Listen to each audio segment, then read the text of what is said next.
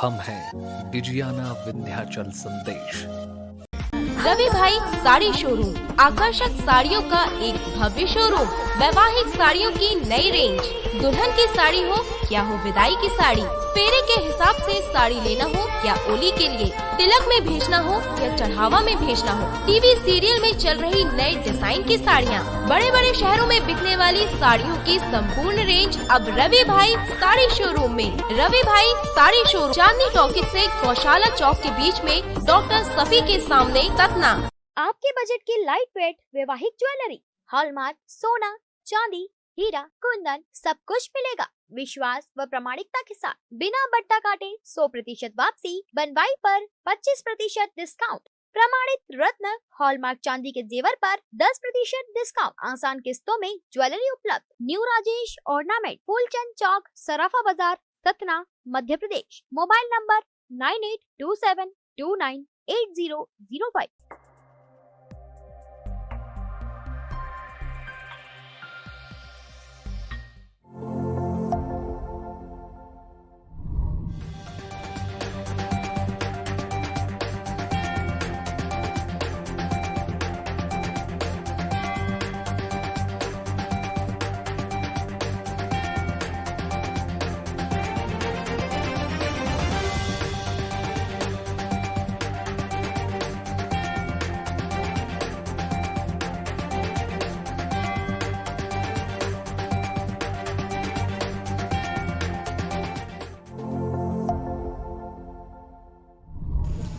नमस्कार, मैं हूं फिरोज खान। आप देख रहे हैं डिजियाना विंध्याचल संदेश। आज पूरे भारत में लगभग 30 करोड़ कर्मचारी हड़ताल पर हैं और हम आज आपको सतना शहर से, ये बैंक के सारे कर्मचारी हैं जो आज ट्रेड यूनियनों के साथ पूरे भारत में हड़ताल पर हैं। आज स्टेट बैंक को छोड़कर बाकी बैंक कर्मी, सारे बैंक हड़ताल में शामिल हैं। आइए हमारे साथ ऐसे ही सतना के जुझारू नेता हैं, आइए हम उनसे सीधे बात करते हैं। दिनेश जी, आप बताएं, आज आप लोग हड़ताल पर क्यों हैं? आज गवर्नमेंट जो है बैंकों का निजीकरण कर रही है, उसके अगेंस्ट में हम लोग हैं। हम नहीं चाहते, हम बैंक के 10 लाख कर्मचारी नहीं चाहते कि बैंक इस संपत्ति को बेचकर निजीकरण कर करके एक आदमी को दे दे। हमारा ये राष्ट्रीय संपत्ति है, राष्ट्रीय संपत्ति आम आदमी के हाथ में रहना चाहिए। हम उसका विरोध कर रहे हैं कि निजीकरण नहीं होगा।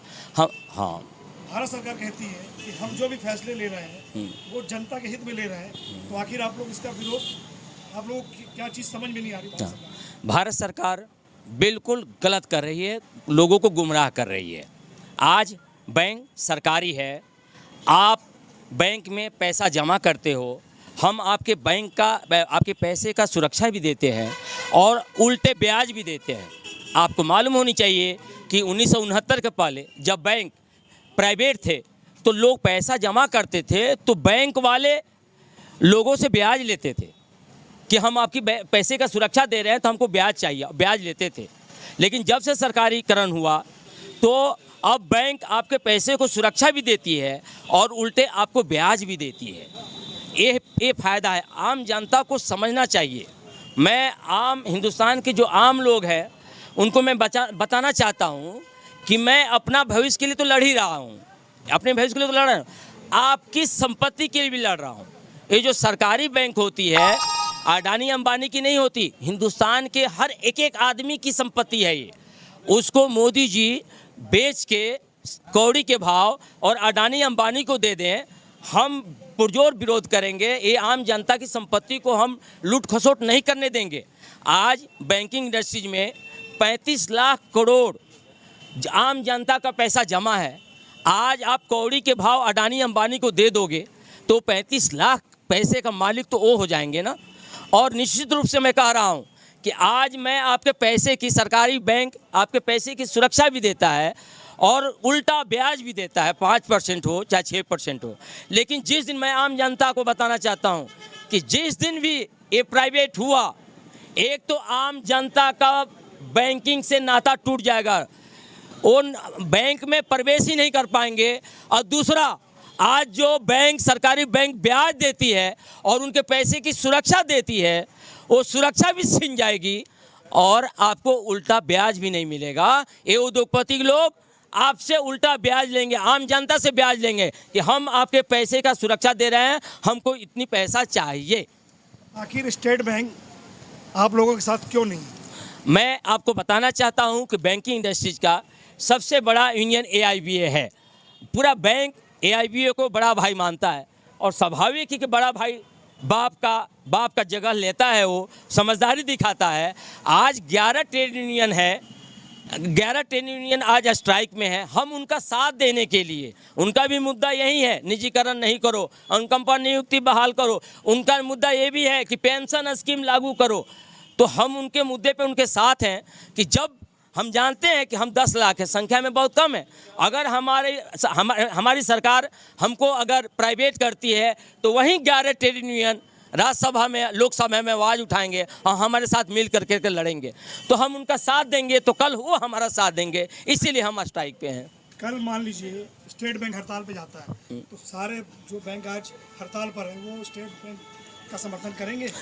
बिल्कुल करेंगे, बिल्कुल करेंगे। उन्होंने अब उनका यूनियन समझदारी या ईगो का हले समझदारी नहीं दिखाई, लेकिन हम वैसा रिएक्शन नहीं करेंगे। उनका भी है प्राइवेट नहीं करो, निजीकरण नहीं करो, अब भाई पेंशन स्कीम लागू करो, तो हम बिल्कुल उनके साथ जाएंगे। AIBA बड़ा भाई है, छोटा भाई का साथ कभी नहीं छोड़ेगी, छोटे भाई का साथ कभी नहीं छोड़ेगी। हम बिल्कुल जाएंगे, स्ट्राइक करेंगे। कितने बैंक कर्मी हड़ताल पर होंगे? अभी आज के पूरे देश की बात करें, पूरे देश की बात, आज 4 लाख 4.5 लाख लोग हड़ताल पे हैं, बैंक कर्मचारी हड़ताल पे हैं। और इसका आप देखें, कर्मचारी हड़ताल पे होता है, हमारे चपरासी बंधु हड़ताल पे होते हैं, तो बैंक का कामकाज नहीं होता, नहीं चलता। वो समझिए कि पूरी तरह से बैंक बंद होती है, क्योंकि कैश की चाबी क्लर्क के पास होती है, हेड कैशियर के पास होती है, और हेड कैशियर स्ट्राइक पे है, तो स्वाभाविक रूप से कैश नहीं खुलेगा। जब कैश नहीं खुलेगा तो बैंकिंग होता क्या है? जब बैंक में कैश का लेन देन ही नहीं हुआ तो फिर बैंक तो बंद ही है ना। अधिकारी बैठे रहे, बैंक में बैठे भी हैं, शटर गिरा हुआ है, काम काज बिल्कुल ठप है। 2 दिन की हड़ताल है, बैंक कर्मी कम नजर आ रहे हैं। 2 दिन की हड़ताल है, बैंक कर्मी कम नहीं है। मैं आपको बताऊं, बैंक में कर्मचारियों की संख्या, अधिकारियों की संख्या बहुत कम हो गई है। इस संख्या पे आप ना जाएं, इस संख्या पे ना जाएं। हमारी ये भी डिमांड है कि बैंक में, भारतवर्ष के बैंक में जो 2.5 लाख पद खाली है, 2.5 लाख पद खाली है, सेंट्रल गवर्नमेंट ने लोकसभा में एक्सेप्ट किया है, उनके मंत्री ने ये डिक्लेरेशन दिया है कि सरकारी नौकरी 8,72,000 सेंट्रल गवर्नमेंट की पद खाली हैं। 8,72,000, आप सुने, 8,72,000 में 2,50,000 पद बैंकिंग इंडस्ट्री में खाली है, सरकारी बैंकों में खाली है। आज वो भरें। आपने क्वेश्चन उठाया कि इतने कम कर्मचारी क्यों हैं? बैंकों में बहाली उतनी ही होती है जितने रिटायर होते हैं, तो हम रह ही नहीं गए हैं। आप जिस बैंक के सामने खड़े हैं वहाँ मात्र 2 क्लर्क हैं, तो जो है पूरी तरह से यहाँ पे है। बैंक में इतनी कर्मचारी ही है, 100% उपस्थिति है लोगों का, लेकिन इतनी ही कर्मचारी अवेलेबल हैं। इतने ही कर्मचारी बैंक में बचे हैं जो अभी बैंक में कार्यरत हैं। आइए हमारे साथ और भी लोग, हम उनसे बात करेंगे। आप बताएं, आज आप लोग हड़ताल में शामिल हैं, क्या दिक्कतें आ रही हैं आप लोगों को? दिक्कतें बैंकिंग सेक्टर में अब बहुत ज़्यादा है। पहला जैसा रिक्रूटमेंट नहीं है, तो वर्कलोड काफ़ी ज़्यादा है, और बैंकों के अंदर और भी बहुत प्रॉब्लम्स हैं। लेकिन अगर ये बैंक गवर्नमेंट है और यूनियन का साथ है तो उस गलत चीज़ का हम विरोध कर पाते हैं और सही चीज़ें बोल पाते हैं, अपनी बातें रख पाते हैं। रूल्स, अगर हमें कोई गलत काम कहता है तो हम उसे सर्कुलर के अकॉर्डिंग रूल्स गिना सकते हैं। भारत सरकार प्राइवेट बैंक करने जा रही है सारे, उस पर आप लोग क्या दिक्कतें आ रही हैं? अगर बैंकिंग सेक्टर प्राइवेट हो जाता है तो कोई वर्किंग लिमिट फ़िक्स नहीं होगा, कुछ भी फिक्स नहीं रहेगा, ना वर्किंग लिमिट फिक्स रहेगा, ना सैलरी रहेगा, सब परफॉर्मेंस बेस्ड रहेगा। तो जो फैसिलिटी अभी गवर्नमेंट सेक्टर में है वो प्राइवेट सेक्टर में बिल्कुल नहीं रहेगी। परेशानी का सामना करना पड़ेगा, बहुत ज़्यादा, बहुत ही ज़्यादा परेशानी का सामना, परेशानी का बहुत ज़्यादा सामना करना पड़ेगा। आज बैंक में लगभग पूरे देश में बैंक कर्मी हड़ताल पर हैं। आइए हमारे साथ और भी बैंक कर्मी हैं। आप बताएं, आज आप लोग हड़ताल में हैं, क्या कहेंगे इस पर? हड़ताल में आप लोग शामिल हैं। जी सर। आज हड़ताल पर आप लोग क्यों शामिल हैं? बैंक निजीकरण ना हो इसलिए हम आज हड़ताल पर हैं और यही कोशिश रहेगी कि हमारा बैंक निजीकरण ना हो और इसी तरह चलता रहे यूनियन। सरकार बार बार कहती है कि हम जो भी फैसले ले रहे हैं वो जनता हित में ले रहे हैं, कर्मचारी हित में ले रहे हैं, इस पर क्या कहेंगे? ये जनता के हित के लिए नहीं है, ना हमारे हित के लिए है। अगर बैंक की निजीकरण हो गया तो फिर बैंक के सारे काम एक परफॉर्मेंस बेस पे चलेंगे, जो कि सही नहीं है और ये निजीकरण नहीं होना चाहिए बैंक का। बैंकों का निजीकरण नहीं होना चाहिए, ऐसा ही बैंक कर्मियों का मानना है। आप बताएं, आज आप लोग हड़ताल पर हैं, क्या कहेंगे? हड़ताल पर हम लोग जो जिसमें सब पुरजोर कोशिश है जो निजीकरण ना हो रही, हम लोगों की सबसे मजबूत मांग ये है, क्योंकि इससे हम लोगों की जॉब सिक्योरिटी समाप्त हो रही है। कार्य के जो करने के संबंधित जो घंटे हैं उन पे भी असर डाला जा रहा है। श्रमिक कानूनों को जो बदला गया है उससे भी हम लोगों की जो सेवाएं हैं वो प्रभावित हो रही हैं। तो हमारी सबसे पहली और सबसे बड़ी डिमांड है कि निजीकरण नहीं होने पाए, और इसके लिए हम लोगों से जितना भी ताकत लगेगी, जितना भी कोशिश होगी, हम लोग विरोध करते रहेंगे और हर मतलब अंतिम सांस तक इसके लिए हम लड़ते रहेंगे। चाहे सरकार कितना भी दबाव बनाए, हम लोग पीछे नहीं हटेंगे। सरकार जितना भी दबाव बनाए, हम अपनी लड़ाई जारी रखेंगे। बैंकों का निजीकरण बंद करो। तेरी तानाशाही नहीं चलेगी, नहीं चलेगी। अरे मोदी तेरी तानाशाही नहीं चलेगी, नहीं चलेगी। बैंकों का निजीकरण बंद करो, बंद करो, बंद करो। अरे बैंकों का निजीकरण बंद करो, बंद करो, बंद करो। अरे पुरानी पेंशन स्कीम लागू। नरेंद्र मोदी मुर्दाबाद, मुर्दाबाद। जी सर, बिल्कुल मनमानी कर रही है भारत सरकार, मोदी सरकार अपनी मनमानी तरीके से लोगों से बात नहीं करती और अपनी इच्छा लोगों पर थोप देती है। आइए हमारे साथ और भी लोग हैं, उनसे बात करेंगे। आप बताएं, आप क्या कहेंगी? निजीकरण ना हो इसलिए हम सब इकट्ठा हुए हैं और कोशिश रहेगी कि ये हमारी हड़ताल सफल हो जल्दी से जल्दी, जिससे हमारी जो नौकरी है, बैंक कर्मियों की जो नौकरी है वो सुरक्षित रहे।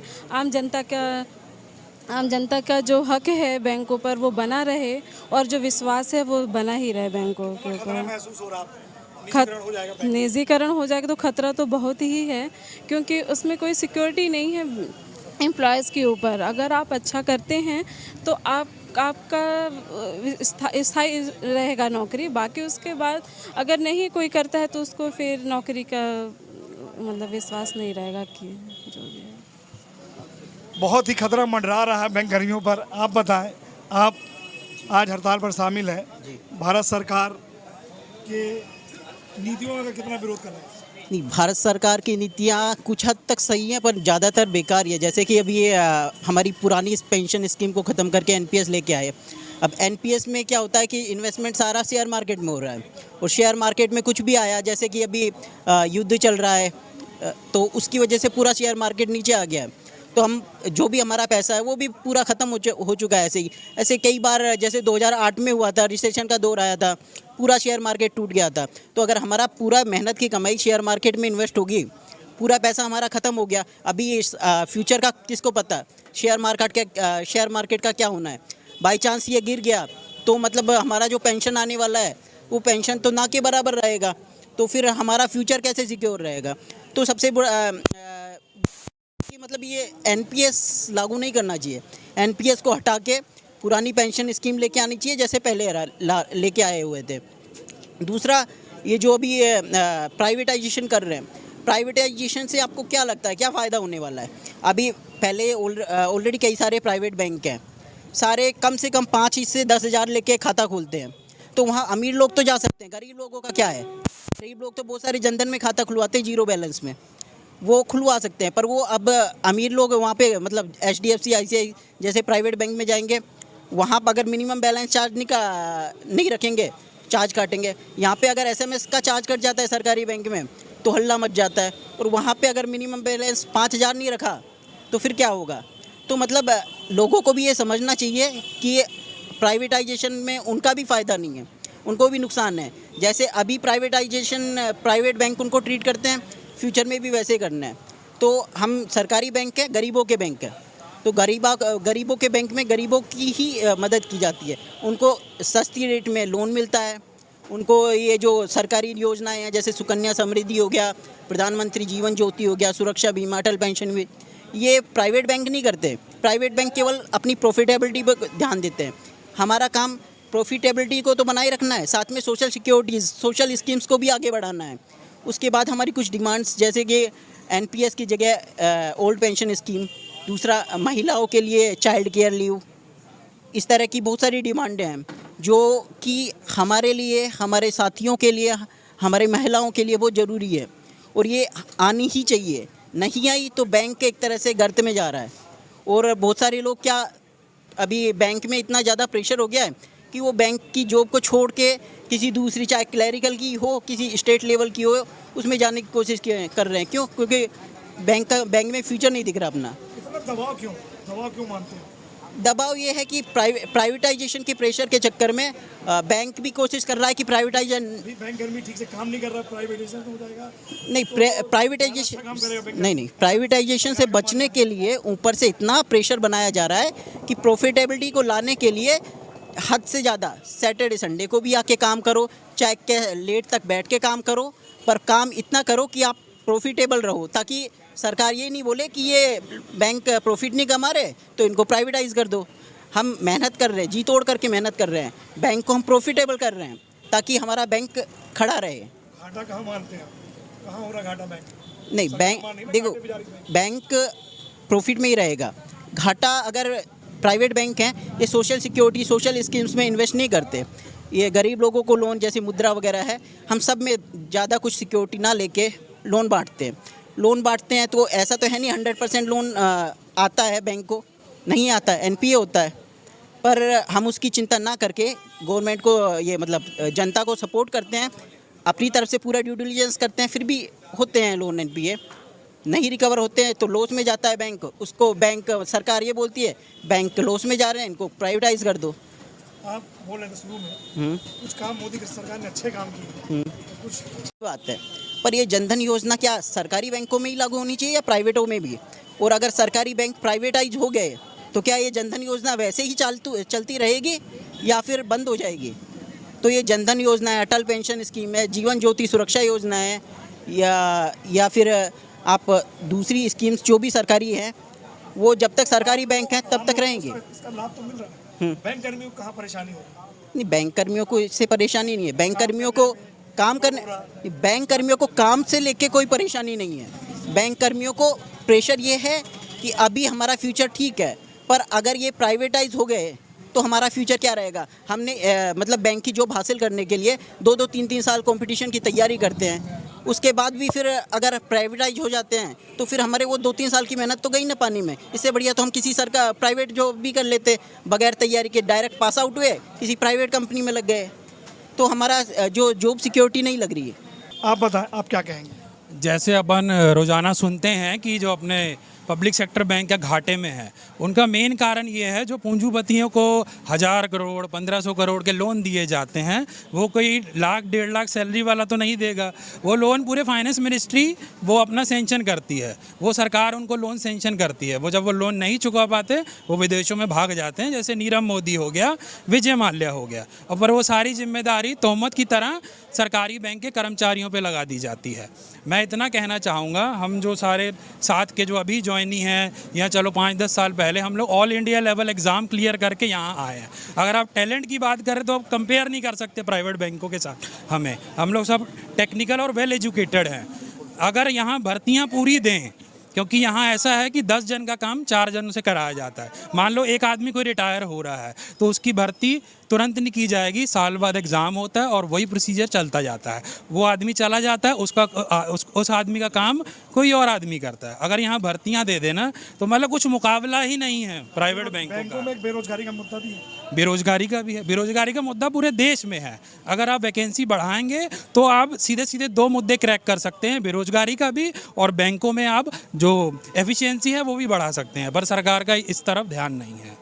सरकार का इस तरफ ध्यान नहीं है कि बैंक कर्मी, आप बैंक को प्राइवेट कर देते हैं तो बैंक कर्मी कहाँ जाएंगे, और नई भर्ती आप नहीं निकालते हैं तो बैंक में बैंक कर्मियों की कमी बनी रहेगी। हिंदुस्तान है आपका, नहीं किसी के बाप का। अरे मोदी तेरी तानाशाही नहीं चलेगी, नहीं चलेगी। अरे मोदी तेरी हिटलरशाही नहीं चलेगी, नहीं चलेगी। अरे मोदी तेरी तुगलकशाही नहीं चलेगी, नहीं चलेगी। मोदी तेरी तानाशाही नहीं चलेगी।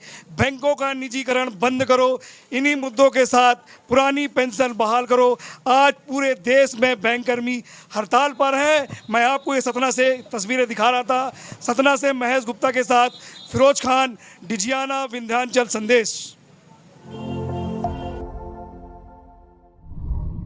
केंद्र सरकार के जन एवं श्रम विरोधी नीतियों के खिलाफ संयुक्त ट्रेड यूनियनों द्वारा 2 दिवसीय हड़ताल की जा रही है।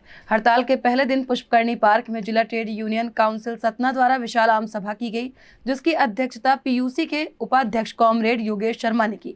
इस दौरान संयुक्त ट्रेड यूनियन ने सरकार को चेतावनी दी है, यदि उनकी मांगे नहीं मानी गई तो बड़ा और उग्र आंदोलन किया जाएगा। भाग गए, अब ये बचाने की लड़ाई नहीं लड़ रहे। आदरणीय गोस्वामी जी को आमंत्रित करता हूँ, आए वो अपनी बात करें। आदरणीय आंदोलनरत साथियों, अभी आपने हमारे सीटों के प्रदेश के पदाधिकारियों का क्रांतिकारी में उन्होंने बहुत स्पष्ट किया कि ये हमारी लड़ाई वेतन भत्ते की नहीं है। हमारे ये जो आज माने करोगे चौथी किस्त में एलपीए जारी कर रहे हैं, ये एलपीए हम आपको 5 लाख रुपया आपको वापस करने की गारंटी देते हैं। दोबारा के बाद आपको उसके बाद भागो ना, उसका उसी का कानून चलेगा। और देखो अब एलपीए हो गया। अब एलपीए में क्या करना सर, एनसीएलटी है, उसमें मामला चला गया। अब बैंकर्स पहुंच गए के साथ हमारा। आज भारत में 2 दिन की हड़ताल जारी है, 28 और 29 की। हमारे साथ सीटू के प्रदेश सचिव प्रमोद प्रधान जी हैं। आप बताएं, आज आप लोग हड़ताल पर हैं 2 दिन की, पूरे भारत में बंद, आखिर इसकी वजह और इसकी ये क्यों पड़ी है? देखिए, ये हड़ताल हम सिर्फ कर्मचारी और मजदूर के लिए नहीं कर रहे, ये हड़ताल देश के लिए कर रहे हैं हम। आज देश के अंदर करोड़ों करोड़ बेरोजगार नौजवान हैं, भर्ती हो नहीं रही। हमने हिसाब लगाया है, केंद्र सरकार, राज्य सरकार, डिफरेंट पब्लिक सेक्टर, उनके अंदर 2 करोड़ 15 लाख से ज़्यादा पद खाली पड़े। अगर ये नियमित पद हैं, स्वीकृत पद है, इन पर भर्ती नहीं कर रहे, अगर भर्ती कर दें तो 2 करोड़ से ज़्यादा बेरोजगार नौजवानों को ज़िंदगी बन जाएगी, उनके परिवार बच जाएंगे। हम इसकी मांग कर रहे हैं। महंगाई बेलगाम हो रही है। आपने देखा कि पिछले 6 दिन के अंदर 3 रुपया 70 पैसा पेट्रोल का और 3 रुपया 76 पैसा डीजल का पैसा बढ़ गया। अब पेट्रोल डीजल का, खाने की तेल का कीमत बढ़ेगी, शक्कर की कीमत बढ़ेगी, तो सरकार क्या रही है? अभी जो कोरोना लॉकडाउन हुआ, उस कोरोना लॉकडाउन से पहले जो डीजल पेट्रोल था उसमें 50 रुपये लीटर की वृद्धि हो गई। अरे हमें बताए सरकार, 1 लीटर पेट्रोल खरीदते हैं, हम पेट्रोल खरीद रहे हैं, पर पेट्रोल खरीदने के बाद 57 रुपये टैक्स क्यों दें आपको? तो ये टैक्स ले रहे हैं, जनता को लूट रहे हैं। तो सरकार लूटे ना बड़े बड़े लोगों को। जिन लॉकडाउन में अडानी अंबानी की संपत्ति में 3 गुना और 4 गुना वृद्धि हो गई, उन पर से लीजिए ना पैसा। ये गरीब मजदूर, गरीब कर्मचारी, इसकी नौकरी छीन रहे हैं। और फिक्स टर्म एम्प्लॉयमेंट का कानून ले आए आप, मतलब परमानेंट रोजगार खत्म। ये आज 1 महीने के लिए नौकरी, अगले महीने बाहर। ये जो मजदूर को गुलाम बनाने की और किसान को लूटने की जो साजिश है, किसान के बिल के बारे में वापस हो गए लेकिन लागू नहीं कर रहे उसको। तो मजदूर किसान का जो मुद्दा है उसको लेकर 27-28 तारीख को, 28-29 तारीख को हड़ताल है हमारी। आज 28 है, आज हड़ताल शुरू हुई और पूरे देश के अंदर 30 से 35 करोड़ लोगों की भागीदारी होने वाली है। ठीक है, चुनाव के अंदर आप जीतिए। मैं आपसे कहना चाहता हूं सबसे, आज़ादी वोट से नहीं मिली, सुधार कोई वोट से नहीं हुआ। आप चुनाव लड़के आप समझ रहे हैं, हिंदुस्तान की आज़ादी कुर्बानी से मिली है। हिंदुस्तान के अंदर सुधार संघर्ष से हुआ है। तो ये संघर्ष हम करेंगे आप वोट का खिलवाड़ करो, हम हिंदुस्तान को आज़ाद हिंदुस्तान को आज़ाद रखेंगे, मजदूर की गुलामी का शिकंजा नहीं कसने देंगे। 28-29 की हड़ताल के बाद अगर सरकार ने पीछे कदम नहीं बढ़ाया तो एक दिन की हड़ताल के बाद 2 दिन की हड़ताल का लॉजिक समझिए। हम एक दिन की हड़ताल के बाद 2 दिन की इसलिए कर रहे हैं, आने वाले समय में जरूरत पड़ेगी तो फिर अनिश्चितकालीन हड़ताल करके सरकार के घुटने टिकवाएंगे, यही हमारी बात है। लगातार आप लोग विरोध कर रहे हैं और सरकार बराबर चुनाव जीत रही है। वो कहती जनता हमारे साथ है, हम जो कानून बना रहे हैं, जो हम कर रहे हैं वो जनता के हित में कर रहे हैं। अरे मैं आपसे पूछना चाहता हूँ, ये 35 करोड़ लोग क्या अंतरिक्ष से उतर के आ रहे हैं हड़ताल करने? जनता उनके साथ है तो 35 करोड़ लोग कौन है ये? अरे आप अफीम खिला के, भांग खिला के, दारू पिला के, नशे में ला के लूट ले गए तो लूट ले गए। अगली बार समझ जाएगा आदमी मैं लूटता क्यों हूँ, क्योंकि मुझे नशे में लाया जाता है। अरे धर्म का नशा, जाति का नशा आप करो, लूटोगे। जब पेट से बड़ी कोई लड़ाई नहीं है, जब पेट में रोटी नहीं होगी। लोगों ने हिंदुस्तान से अंग्रेज़ों का बोरिया बिस्तर 1947 में बांधा था। तब ना इतना पढ़े लिखे थे, ना ऐसे संगठन थे, ना इतना मीडिया था। अरे मोदी जी आप गुमान मत करो, 1947 में हमारे पुरखों ने अगर हिंदुस्तान को आज़ाद कराया था तो आने वाले समय में जनता की ताकत पर हमें भरोसा है। आने वाली पीढ़ी इस गुलामी के जुए को भी उतार के फेंक देगी। वोट का खेल बंद करो। श्रम कानून ख़त्म कर दिए। और अभी मैंने भाषण में बोला, भगत सिंह ने ट्रेड डिस्प्यूट एक्ट का जिसका विरोध किया था, ये दुर्भाग्य हमारा। अंग्रेज चले गए लेकिन भाजपा सरकार उसी ट्रेड डिस्प्यूट एक्ट को और भी विकृत रूप में लाई है। तो भगत सिंह ने उसको हटवाया, हम इसको हटवाएंगे। लड़ाई कहाँ तक लड़ेंगे? लड़ाई तब तक चलेगी जब तक मांग पूरी नहीं हो जाएगी, जितनी चलेगी। सीटू के प्रदेश सचिव थे, इनका साफ कहना है कि हम जब तक लड़ते रहेंगे, जब तक भारत सरकार हमारी बात नहीं मानती, नहीं सुनती और हमारी लड़ाई जारी रहेगी। सतना से महेश गुप्ता के साथ फिरोज खान, डिजियाना, विंध्याचल संदेश।